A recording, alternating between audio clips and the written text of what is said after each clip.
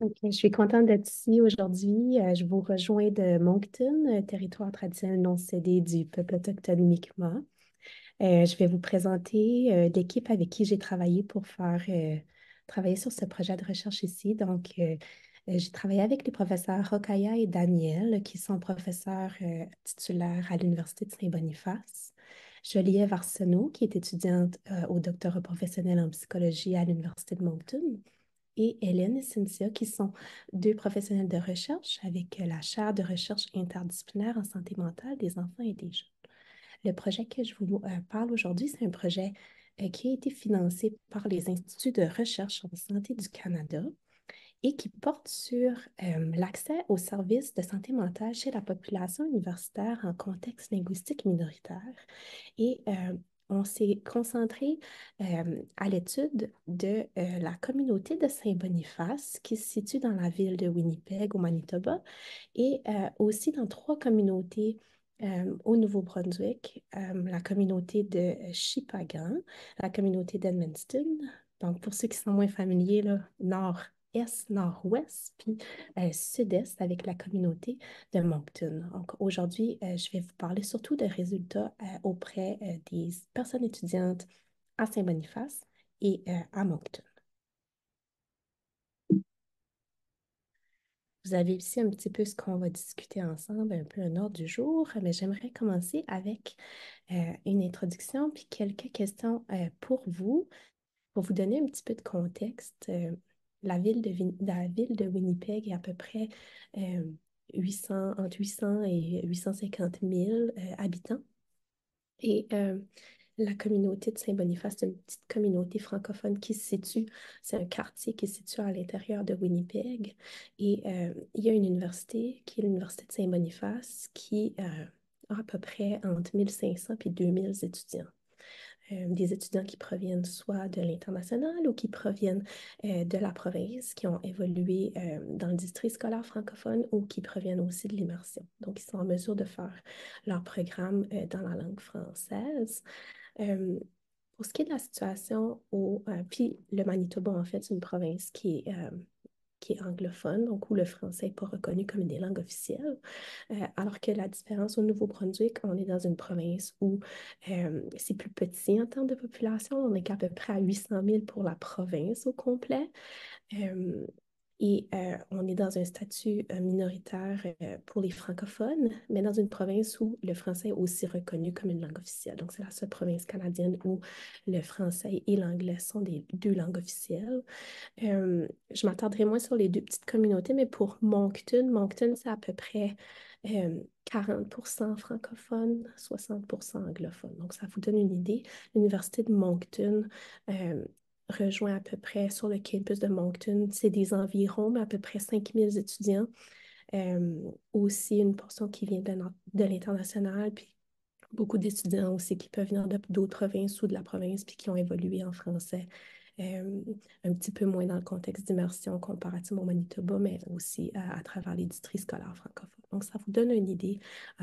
L'Université de Moncton est l'université francophone dans la province. OK.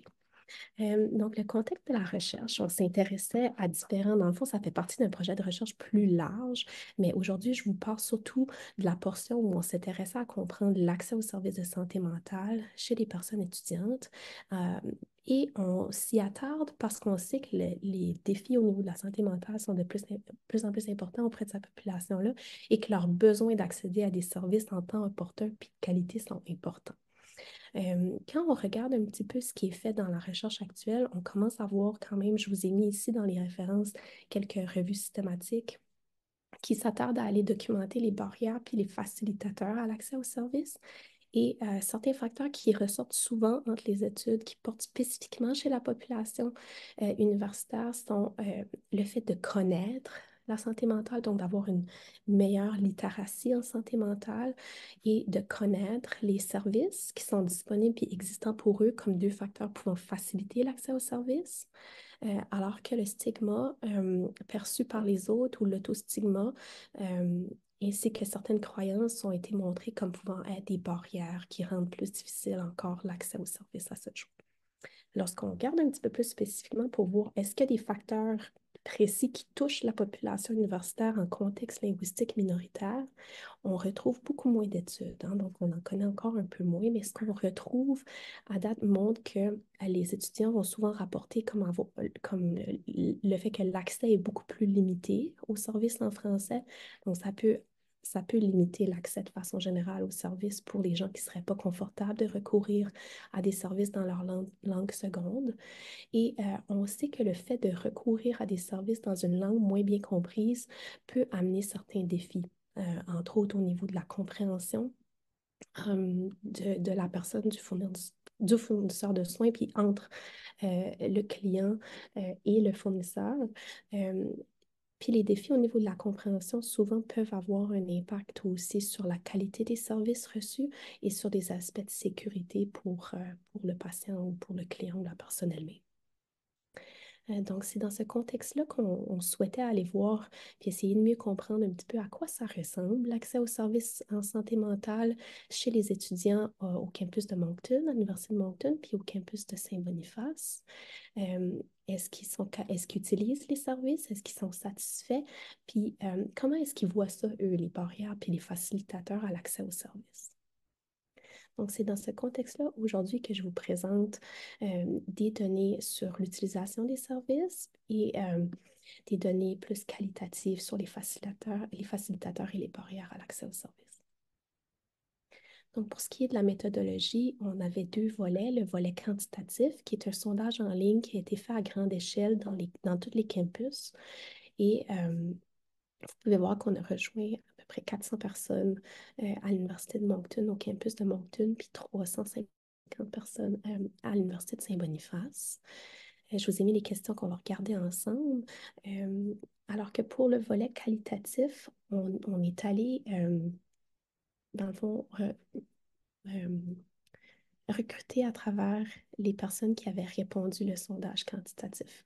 Donc, on a sélectionné un sous-échantillon en mars 2023 puis en septembre pour faire des groupes.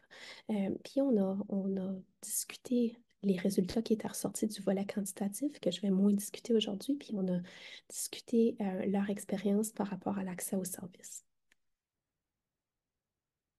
Ici, vous voyez un petit peu le profil des participants. Donc, je ne vous ai pas tout mis dans la diapo, mais ce qu'on voyait ressortir beaucoup, c'était de façon majoritairement les femmes ont répondu au sondage dans les deux campus. Euh, les étudiants se trouvaient en moyenne là, dans le début de la vingtaine en termes d'âge. Vous voyez ici la distribution pour la question comment t'identifies-tu? Donc, vous pouvez voir un petit peu à quoi ça ressemble. On a divisé le femmes et hommes pour les deux campus. La majorité étudie à temps plein et rapporte comme étant célibataire. Ça, c'était pour le volet quantitatif. Lorsqu'on regarde, ici, c'est juste pour vous montrer un petit peu, c'est pas des données cliniques, mais c'est des questions qui faisaient partie du sondage puis qui nous permettaient de voir à quoi ce que ça ressemble notre échantillon de participants par rapport à leur santé mentale perçue. Donc, vous voyez ici le pourcentage de femmes-hommes pour Saint-Boniface puis pour l'Université de Moncton qui rapportaient des pensées suicidaires, des symptômes au niveau de l'anxiété, de la dépression, puis un manque de sommeil. Donc, c'est quand même assez élevé puis significatif.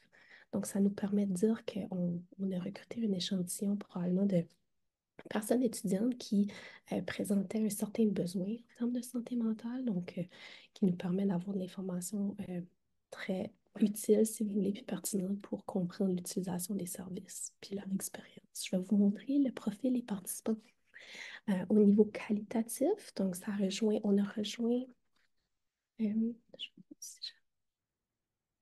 on a rejoint à peu près une vingtaine, je pense 26 étudiants.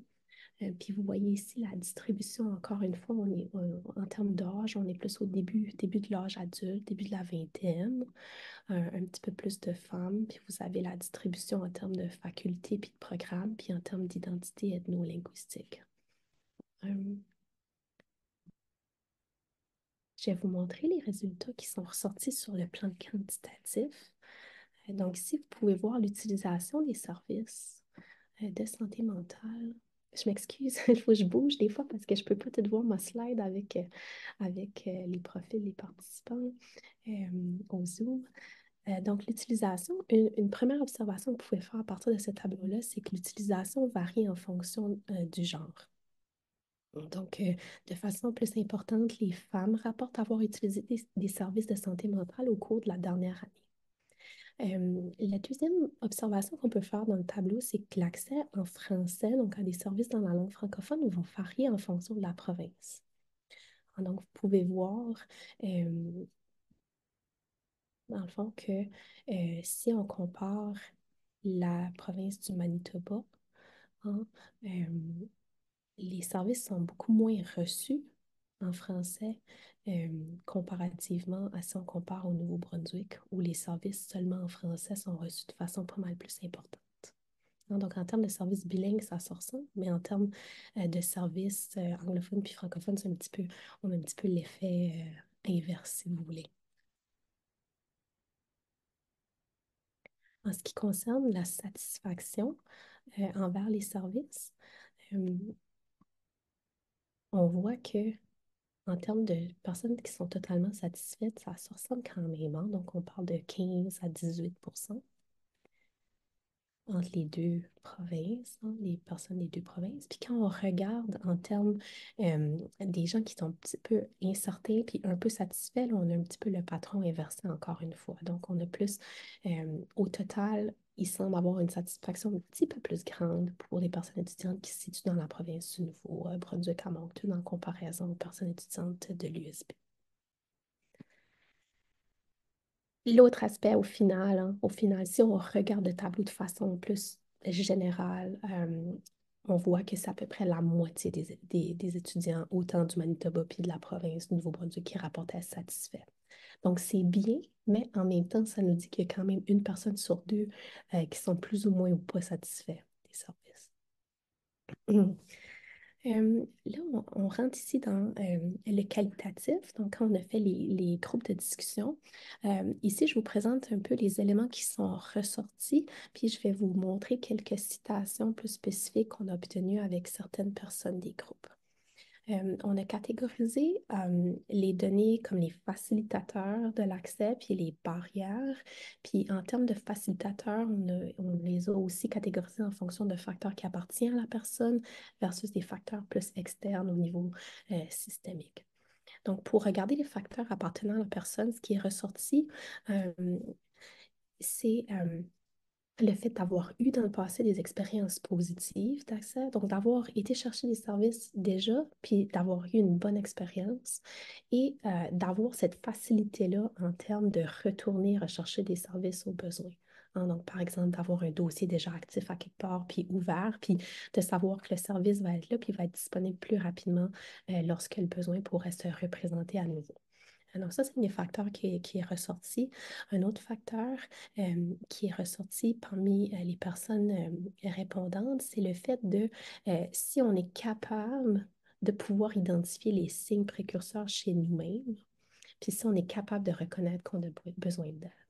Donc, ça rejoint des compétences en littératie, en santé mentale, d'être capable de reconnaître des signes qui pourraient être indicateurs de défis plus importants qui s'en viennent, puis d'agir en amont. Euh, une citation que vous avez, bien, je pense que comme ayant eu des besoins, des services plusieurs fois, après que tu le fais une fois, ça vient comme plus facile à y aller. Hein. Comme après que tu es rentré dans le système une fois et comme ton dossier est ouvert. Donc, ça rejoint ce que je vous ai noté au premier point. Pour ce qui est des facteurs externes, les éléments qui sont ressortis le plus souvent, c'est que les facteurs soient disponibles, les services, les facteurs, pardon, les services soient disponibles, qu'il y ait une promotion adéquate qui soit faite pour qu'ils soient connus, dans le fond, pour que les étudiants sachent que ces services-là existent et que ce soit facile d'y accéder, qu'ils sachent comment faire, comment procéder pour faire une demande puis accéder au service. Ça rejoint aussi le deuxième point où la simplicité puis la modalité diverse de prise de rendez-vous. Ce qui ressortait beaucoup, c'était on souhaite vouloir prendre rendez-vous en ligne. On n'aime pas nécessairement le faire par téléphone. D'où l'importance d'avoir une prise de rendez-vous très, très facile puis appropriée à l'âge puis la génération des personnes étudiantes. D'avoir des services offerts de façon rapide et inclusive. Donc, ils peuvent avoir accès aux services quand ils ont besoin et il était noté d'avoir accès à des services dans un environnement qui est respectueux de la diversité. D'avoir accès à plusieurs services offerts, donc d'avoir des activités, différents services et d'avoir une qualité au niveau de la relation avec le thérapeute. Et le dernier point, c'était l'importance d'avoir des services dans la langue de son choix. Je vais vous montrer une citation. Donc, un participant dit à qui se référer pour ces choses-là. Si, disons, tu ne veux pas te présenter en personne, tu veux contacter quelqu'un au lieu, savoir où et qui contacter est un super avantage aussi. Peut-être aussi comme la connaissance du processus. Quand tu demandes pour de l'aide, bien, c'est quoi le processus? Comme c'est quoi les étapes exactement? Connaître aussi les différents services disponibles. Une autre citation, mais je pense que surtout dans les services de santé mentale, pour moi, je trouve que ça a plus une grande importance que ce soit des services en français. Juste parce que tu sais, quand tu vas consulter souvent, c'est que ça va être des choses qui vont être plus difficiles à parler ou à partager. Fait que le fait qu'il faut que tu t'exprimes en plus dans une langue qui n'est pas la tienne ou qui n'est pas ta langue maternelle, ça pourrait causer une barrière de plus à comme partager. Ah, donc, chez cette personne-là, l'importance d'avoir la langue de son choix, puis plus particulièrement le français, était quelque chose de très important qui ressortait. En ce qui concerne les barrières, euh, celle qui ressortait plus souvent, on parle de la préférence pour le soutien informel. Donc, certaines personnes ont mentionné préférer se tourner vers des amis ou se tourner vers des personnes de confiance plutôt qu'aller chercher du soutien formel. On a aussi les attitudes puis les croyances associées au recours aux services de santé mentale qui revenaient. Hein, donc, euh, ça ressortait là aussi. Puis le manque d'énergie pour faire les démarches, comme quoi ça peut être difficile quand on a des besoins importants en santé mentale en plus devoir faire des efforts pour avoir un rendez-vous, avoir une référence, etc. Je vais vous lire la citation. Je pense que la raison qu'il y a un si grand montant d'étudiants qui n'utilisent pas le soutien à la santé mentale, c'est parce que qu'aller pour de l'aide avec la santé mentale, c'est quelque chose qui est quand même de nos jours, c'est quand même mal vu par plusieurs personnes dans la société. Il y a plusieurs stéréotypes qui viennent avec ça. Comme beaucoup de personnes, je sais beaucoup de personnes pensent qu'il faut que tu aies des gros problèmes pour aller chercher pour de l'aide. Ou plusieurs personnes vont penser, oh, mes problèmes ne sont pas assez gros pour que j'aille pour de l'aide. Ou oh, il y a des personnes quand leurs problèmes sont plus importants que moi, donc ce n'est pas pour moi n'est pas quelque chose qu'on veut parler aux autres parce qu'on ne veut pas être jugé par les autres. Donc, vous pouvez voir l'idée de croyance, stigma qui ressort de façon importante ici. Le dernier point, c'est les facteurs externes à la personne étudiante, donc les choses qui ont été notées, les coûts associés au fait que parfois on doit se tourner vers le privé pour avoir des services plus rapides puis que ça vient avec des coûts importants. La méconnaissance des services, donc le fait de ne pas savoir nécessairement qu'un service peut-être utile pour la personne existe déjà des options limitées pour prendre un rendez-vous. Donc, vous voyez, c'est un petit peu l'inverse de ce qui ressortait comme facilitateur, puis des options limitées pour accéder aux services. Et le fait d'avoir reçu des services dans le passé et pas avoir reçu une expérience positive. Ah, donc, ça pourrait mettre un frein à aller chercher, euh, c'est ça, aller à nouveau chercher de l'aide service. Vous avez quelques citations pour terminer. Donc, comme par exemple à l'université, je sais que les services de psychologie sont surchargés. Aussi, c'est un étudiant de l'Université de Moncton. Comme si tu veux avoir un rendez-vous avec un psychologue de l'université, il faut que tu attendes plusieurs mois avant d'avoir un rendez-vous et c'est dur d'avoir un suivi quand même. Tu sais, je me rappelle que je m'étais déjà inscrite à ça, puis quand j'ai essayé d'avoir comme un suivi un peu plus régulier, souvent mes rendez-vous étaient espacés un mois et demi entre. Donc, c'est intéressant peut-être de se tourner vers des services plus privés à ce moment-là. Donc, ici, on peut voir qu'il y avait un petit peu une moins bonne concordance entre le service que l'étudiant pouvait avoir accès et ce qui répondait peut-être mieux à ses besoins. L'autre station de mon expérience personnelle, c'est que ces cliniques sont souvent surchargées, ont trop de demandes et des fois, ça peut arriver. Ça arrivait pour moi, je n'ai jamais entendu une réponse de retour et j'ai laissé tomber. Ah, donc, dans ce cas-là, ça amène l'étudiant à faire des démarches supplémentaires, encore plus d'efforts dans une situation où ça n'a pas mené à des services pour cette personne-là. Donc, je pense que ça nous fait un bon tour, puis je regarde le temps parce que je veux quand même garder à peu près 5 minutes de questions, donc je m'arrêterai là-dessus. Vous pouvez voir un peu les choses qui ont ressorti en termes de barrières, en termes de défis. Puis ça me ramène à mes questions de départ un peu. Puis je me disais, on pourrait peut-être juste prendre le temps d'en discuter quelques minutes ensemble. Puis si vous avez d'autres questions aussi, ça me fait plaisir de répondre. Mais en sachant qu'est-ce qu'on a vu ensemble, comment est-ce qu'on pourrait faciliter l'accès aux services de santé mentale chez les personnes étudiantes qui se retrouvent en contexte de langue officielle en situation minoritaire?